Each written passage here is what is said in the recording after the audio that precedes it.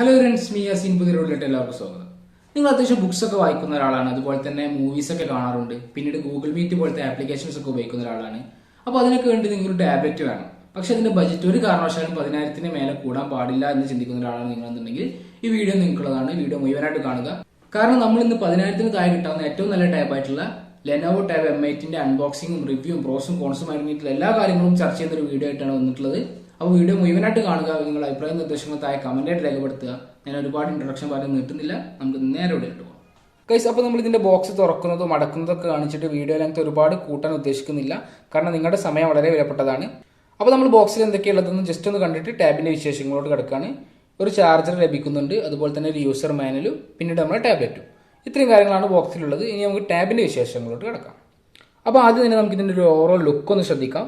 ബാക്കിലോട്ട് നോക്കുകയാണെങ്കിൽ നമുക്കൊരു റൗണ്ട് ആയിട്ടുള്ള ഒരു ക്യാമറ കാണാം. 8 മെഗാ പിക്സലിന്റെ ക്യാമറയാണ് വരുന്നത്. പിന്നീട് ഇവിടെ ലെനോവോയുടെ ഒരു ബ്രാൻഡിങ് കാണാം.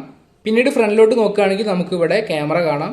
അതുപോലെ തന്നെ ഇതിന്റെ ബെസൽസ് നോക്കുകയാണെങ്കിൽ അത്യാവശ്യം കുറഞ്ഞ ബെസലാണ്. ഈ ഒരു പ്രൈസ് റേഞ്ചിന് അത്യാവശ്യം കുഴപ്പമില്ലാത്ത രീതിയിലുള്ള ബെസൽസ് ആണ് ഇവർ പ്രൊവൈഡ് ചെയ്തിട്ടുള്ളത്. പിന്നെ സൈഡിലോട്ട് നോക്കുകയാണെങ്കിൽ നമുക്കൊരു പോർട്ട് കാണാം. അപ്പോൾ നിങ്ങൾ വിചാരിക്കും ഇതിൽ സിം ഇടാൻ കഴിയുന്ന ടാബാണെന്ന്. പക്ഷേ ഒരു പ്രശ്നമുണ്ട്, ഈ ഒരു ടാബിൽ സിം ഇടാൻ സാധിക്കുന്നതല്ല.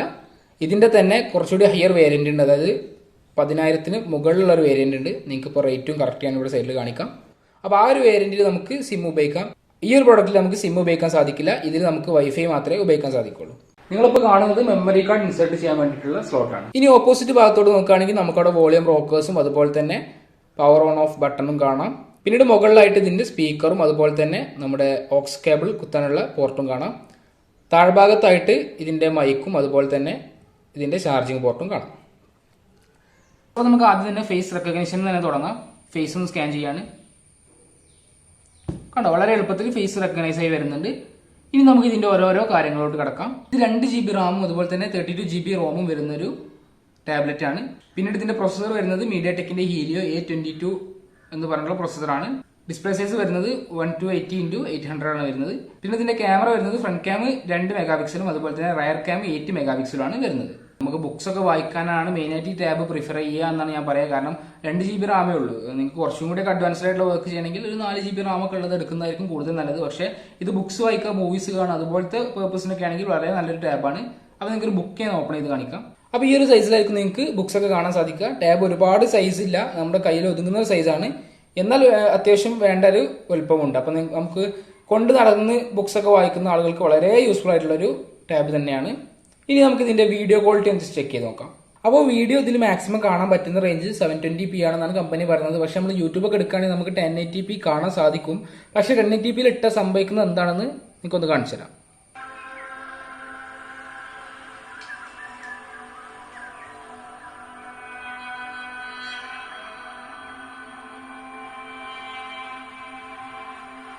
നിങ്ങൾക്ക് കാണാൻ പറ്റുന്നുണ്ടോ എന്ന് അറിയില്ല, അതായത് ചെറിയൊരു ലാഗ് നമുക്ക് ഫീൽ ചെയ്യുന്നുണ്ട്. 1080p ഇട്ടാൽ ചെറിയൊരു ലാഗ് ഫീൽ ചെയ്യുന്നുണ്ട്. അപ്പോൾ ആ ഒരു കാര്യം നിങ്ങൾ മൈൻഡിൽ വെക്കുക. 1080p ഇട്ടാൽ നിങ്ങൾക്ക് വളരെ നല്ല രീതിയിൽ കാണാൻ സാധിക്കുമെന്ന് നിങ്ങൾ ഒരിക്കലും വിചാരിക്കരുത്. 720p എന്നാണ് ഇതിന്റെ ഒരു പെർഫെക്റ്റ് ആയിട്ടുള്ള ലെവൽ. അപ്പോൾ നമുക്ക് 720p ഇട്ടൊന്ന് കണ്ടുനോക്കാം.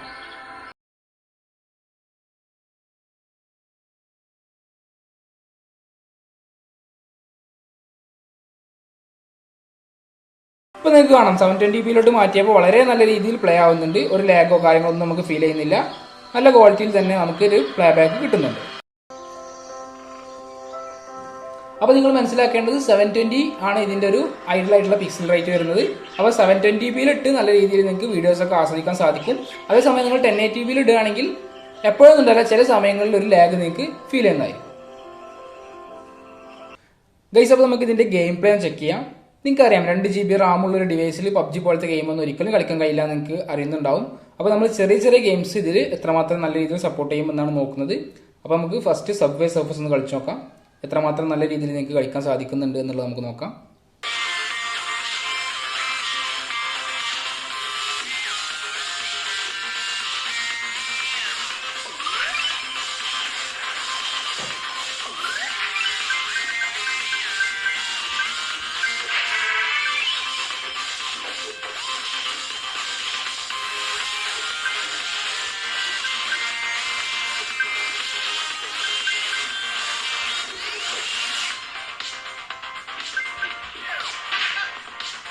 അടുത്തതായിട്ട് നമ്മൾ കളിക്കാൻ പോകുന്നത് ഹിൽ ക്ലൈംബ് റേസിംഗ് ആണ്. നിങ്ങൾക്ക് കാണാം ഞാനിതൊരു പ്രിപ്പറേഷൻ ഒന്നും കൂടാതെ നേരെ നിങ്ങളുടെ മുമ്പിൽ നിന്ന് ഡൗൺലോഡ് ചെയ്ത് കളിക്കുകയാണ്. അപ്പോൾ നിങ്ങൾക്ക് ഇതിൻ്റെ പെർഫോമൻസ് അത്രയും പക്കയായിട്ട് ലഭിക്കണം എന്നുള്ളത് കൊണ്ട് തന്നെയാണ് ഇത്രയും ലൈവായിട്ട് നിങ്ങൾക്ക് കാണിക്കുന്നത്. നേരെ പ്ലേ സ്റ്റോറിൽ പോവുക, ഡൗൺലോഡ് ചെയ്യുക, കളിച്ച് കാണിക്കുക. അതാണ് ഞാനിപ്പോൾ ചെയ്യുന്നത്.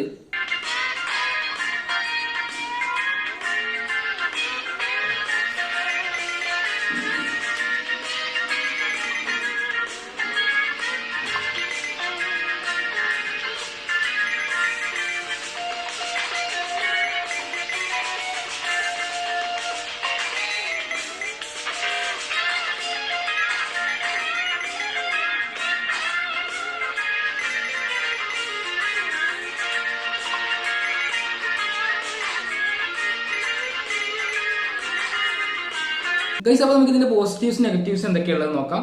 ഫസ്റ്റ് പോസിറ്റീവ് പറയുകയാണെങ്കിൽ നമുക്കിത് റീഡിങ്ങിന് ഐഡിയൽ ആയിട്ടുള്ള പ്രൊഡക്റ്റ് ആണെന്ന് ഞാൻ പറയും. കാരണം നമുക്കറിയാം നമ്മൾ ഈ റീഡേഴ്സ് ഒക്കെ വാങ്ങുകയാണെങ്കിൽ എന്തായാലും ഒരു 7,000-8,000 കൊടുക്കേണ്ട അവസ്ഥയുണ്ട്. അപ്പോൾ അതിലോട്ടൊരു കുറച്ചും കൂടി കൂട്ടിയിട്ട് ഇത് വാങ്ങുകയാണെങ്കിൽ നമുക്ക് മൂവീസ് കാണാം, പിന്നെ അതുപോലെ തന്നെ കുറച്ച് ഗെയിംസ് കളിക്കാം, അതുപോലത്തെ കാര്യങ്ങളൊക്കെ ചെയ്യാൻ സാധിക്കും. പിന്നീട് എനിക്ക് പോസിറ്റീവായിട്ട് തോന്നിയിട്ടുള്ളൊരു കാര്യം, ഇത് വളരെ തിന്നാണ്. നിങ്ങൾക്കറിയാം ഇത് വളരെ തിന്നായിട്ടുള്ളൊരു പ്രൊഡക്റ്റ് ആണ്. അതൊരു പോസിറ്റീവായിട്ട് എനിക്ക് തോന്നി.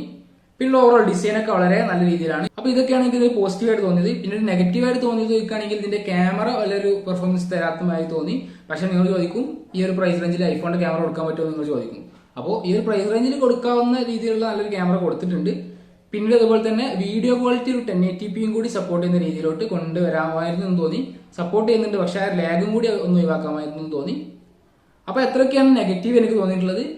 എങ്ങനെ നോക്കിയാലും ഈ ഒരു ബജറ്റിൽ നിങ്ങൾക്ക് വാങ്ങാൻ പറ്റുന്ന നല്ലൊരു ടാബാണെന്ന് ഞാൻ പറയും. കാരണം നിങ്ങൾക്കറിയാം ഈ ഒരു പ്രൈസ് റേഞ്ചിൽ വേറൊരു ടാബ് നമുക്ക് സജസ്റ്റ് ചെയ്യാൻ കൂടി ഇല്ല. ഉള്ളത് തന്നെ ഐക്കാൾ പോലത്തെ ആപ്റ്റോൾ കൊടുക്കുന്ന ഒരു ടാബാണ്. നമുക്ക് ഒരു 10,000 താഴെ നോക്കുകയാണെങ്കിൽ നമുക്ക് കാണാൻ സാധിക്കുക. അപ്പൊ ആ ഒരു പ്രൈസ് റേഞ്ച് വെച്ച് നോക്കുകയാണെങ്കിൽ നമുക്ക് നല്ലൊരു ടാബായിട്ട് എനിക്ക് തോന്നിയത് കൊണ്ടാണ് നിങ്ങൾക്ക് ഇത് സജസ്റ്റ് ചെയ്തത്. അപ്പോൾ വീഡിയോ ഇഷ്ടപ്പെട്ടിട്ടുണ്ടെങ്കിൽ ലൈക്ക് ചെയ്യുക, ഷെയർ ചെയ്യുക, സബ്സ്ക്രൈബ് ചെയ്യുക, കൂടെ കാണുന്ന ബെല്ലേക്ക് ക്ലിക്ക് ചെയ്യുക.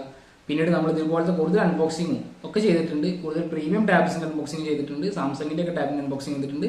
അപ്പോൾ നിങ്ങൾ അങ്ങോട്ട് നോക്കുകയാണെങ്കിൽ അതും പോയി കാണുക. പിന്നീട് നമ്മൾ മൊബൈൽ ഫോൺസിന്റെയും മറ്റു അൺബോക്സിംഗും ടെക്നോളജി വീഡിയോസ് ഒക്കെ ചെയ്തിട്ടുണ്ട്.